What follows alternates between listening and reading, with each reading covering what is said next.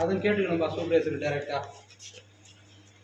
இது வந்து மாற்ற வேணாம், நீ க்ளோஸ் பண்ணி 3507 நாங்கள் பிபிஎம் ஸ்டார்ட் பண்ணுறோம். இப்போ 2 இடம் போனாங்க, எது போகிறது? எங்கெங்க இப்போ நீங்கள் ஒன்று சொல்கிறீங்க, அதில் என்ன இப்போ பெண்டிங் இருக்குது பேஸ்மெண்ட்டில்?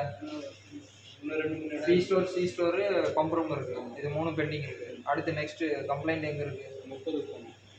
எஃப்சிஓ.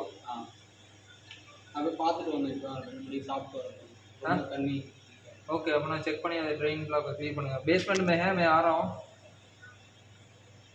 ठीक है. அப்பாயின்மெண்ட் வந்து அவங்க கரெக்டாக சொல்லுங்க. அவங்க அப்பாயின்மெண்ட்லாம் பண்ண முடியாது. அவங்க ஆல்ரெடி இன்சுலேஷன் பண்ணுறாங்க. அவங்க எப்படி பண்ணுவாங்க? இப்போ இன்சுலேஷன் பண்ணுறவங்க என்ன பண்ணுவாங்க? இன்சுலேஷன் தான் பண்ணுவாங்க.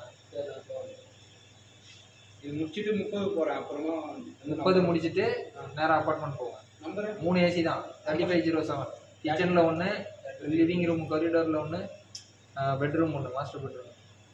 3507 3 ஏசி எல்லாத்தையும் செக் பண்ணி க்ளீன் பண்ணி போடுறது எவ்வளோ நேரம் ஆகும்? மிஞ்சி போனால் 1 மணி நேரம் ஆகும். 1 மணி நேரம் 1.5 மணி நேரத்தில் முடிச்சிடலாம். ஆகும் சார். இப்போ இங்கேருந்து ரிமூவ் ஆகி போனோமே, அதுதானே.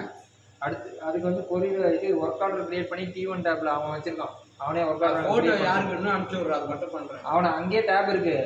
அங்கே நீங்கள் சர்வீஸ் மட்டும் பண்ணிட்டு அவனே அங்கேயே டேப் எடுக்க சொல்லுங்கள். அவன்கிட்ட டேப் இருக்கு. நீ அவங்ககிட்ட சொல்லுங்க. அவ்வளோதான். நான் சொல்லிடுறேன். வேறு ஸ்கோப் இல்லைன்னுவான். நான் சொல்லிடுறேன். असिस्टेंट सुपरवाइजर किधर है? कौन है? असिस्टेंट सुपरवाइजर मालूम है आपको? कौन है? सब टीम वो सब पूरा दूसरा बना के रखा है क्या? हैं? क्या नाम असिस्टेंट सुपरवाइजर? Very good. उनका इमारत